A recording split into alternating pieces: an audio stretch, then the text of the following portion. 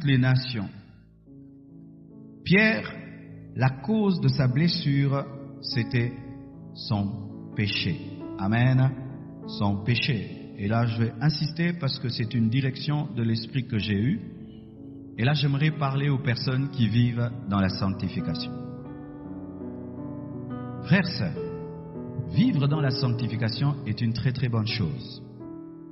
Mais si tu as un déséquilibre dans ta sanctification ou tu as une sanctification provenant que de ta discipline, sans fonder ta sanctification sur la grâce de Dieu, tu connaîtras des blessures intérieures qui proviennent de tes péchés. Je vais m'expliquer. Pierre aimait beaucoup Jésus. Jésus aimait beaucoup Jean, mais Pierre aimait beaucoup Jésus. Amen. Hein? Jésus aimait beaucoup Jean, mais Pierre aimait beaucoup Jésus. Quand Jésus-Christ est mort, il a confié sa mère aux disciples qu'il aimait beaucoup, mais il a confié le déclenchement de l'Église le jour de la Pentecôte aux disciples qu'il aimait beaucoup.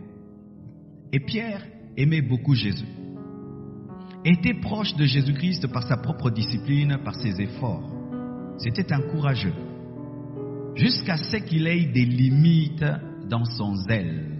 Jésus-Christ lui dit, tu me régneras. Pierre est étonné, comment un homme comme moi qui aime autant Jésus-Christ, un jour je pourrais régner cet homme? Il comptait sur ses efforts, jusqu'à ce que devant la mort, il a eu peur et il a régné Jésus, jusqu'à faire même des imprécations, jurant, disant qu'il n'avait jamais vu Jésus. Lorsque le coq chante, la Bible nous dit que Pierre s'est souvenu des paroles de Christ et il a commencé à pleurer. Pourquoi il a pleuré? Il a renié quelqu'un qu'il aimait ou il a été face à son incapacité. Pris de culpabilité, Pierre a pleuré.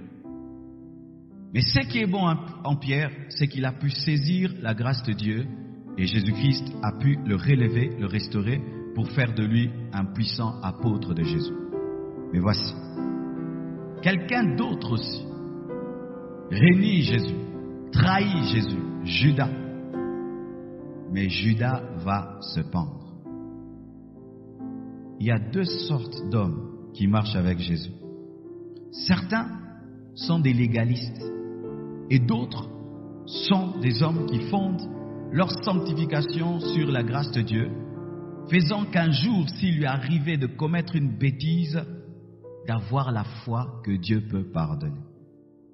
Mon frère, ma soeur, c'est pas que je dis que tu pécheras un jour. Si tu as une sanctification fondée sur ta propre discipline sans la grâce de Dieu, le jour où tu commettras une bêtise, tu abandonneras Dieu pour du bon. Tu finiras comme Judas.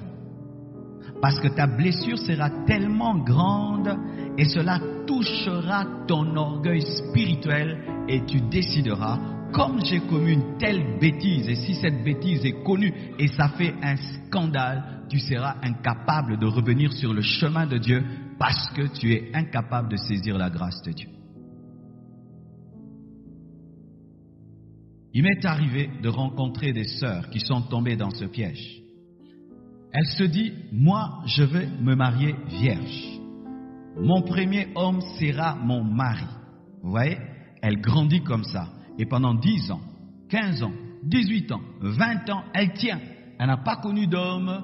Et elle dit, moi je vais honorer Dieu. L'homme qui me connaîtra sera mon mari. Et un jour, pris par une faiblesse, une séduction, une tentation, elle perd sa virginité. Elle décide soit d'abandonner Dieu, de ne pas se marier ou ne croit pas que Dieu lui a pardonné et ne désire plus vivre parce que son rêve d'enfant a été brisé.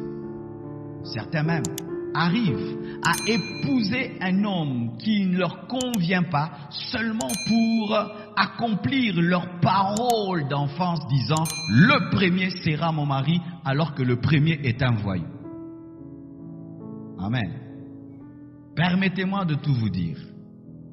Nulle part dans la Bible, dans la Nouvelle Alliance, il est écrit que l'homme qui a pris ta virginité doit t'épouser. Alléluia. Nulle part. Tu risques d'épouser un voyou, d'épouser un impudique qui a pu utiliser la ruse, la séduction, son expérience pour t'avoir. Et tu dis donc, comme c'est le premier, je l'épouse. C'est une blessure intérieure qui t'a amené à te marier, à te résigner. Seules les personnes capables de saisir la grâce de Dieu, la miséricorde de Dieu, le pardon de Dieu, seront capables, après avoir commis un péché, se relever et continuer à poursuivre la destinée, même s'il y a quelque chose qui est irremplaçable. Irremplaçable, parce que quand Dieu te pardonnera, il n'y aura pas la restauration de l'hymen, mais tu arrives à croire que Dieu est avec toi, qu'il a oublié, qu'il a pardonné, même si tu gardes dans ton corps une trace de ton péché. Vous me comprenez, mes frères et sœurs? Surtout mes sœurs, beaucoup des sœurs, entre guillemets spirituelles, font des mauvais mariages sur base de ce faux principe. Quel péché as-tu commis que tu n'arrives pas à te pardonner? Pourquoi je dis à te pardonner? Parce que Dieu t'a déjà pardonné, mais tu es tellement orgueilleux spirituellement que tu n'arrives pas à recevoir la grâce de Dieu.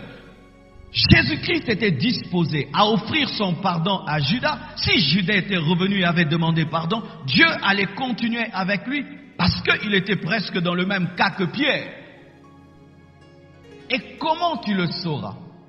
Comment vas-tu savoir que tu as un problème, une plaie déclenchée par un péché? C'est lorsque tu continues à confesser un péché d'il y a 10 ans, d'il y a 3 ans, d'il y a 5 ans. Tout le temps. Lorsque tu as un petit problème, tu confesses ce péché. Seigneur, pardonne-moi, c'est parce que j'avais avorté. Seigneur, pardonne-moi, c'est parce que j'avais avorté. J'ai pas d'enfant parce que j'avais avorté. C'est parce que j'avais avorté. Seigneur, pardonne-moi. Peut-être c'est l'avortement que j'ai fait il y a 10 ans. Que tu continues à confesser tout le temps un péché que Dieu t'a oublié. Tu jeûnes pour ça. Et même dans ce jeûne, tu es en train de demander pardon pour un péché que tu as commis il y a 3 ans. Tu as une blessure intérieure qui provient du légalisme. Tu ne vis pas selon la grâce, tu vis selon la loi. Tu n'as pas besoin de sentir que Dieu te pardonne pour être pardonné.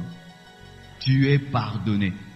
Tu n'as pas besoin de voir où Jésus-Christ a effacé tes péchés. Il a effacé tes péchés. Et devant Dieu, il n'y a pas de grands et de petits péchés. Alléluia. Blessé.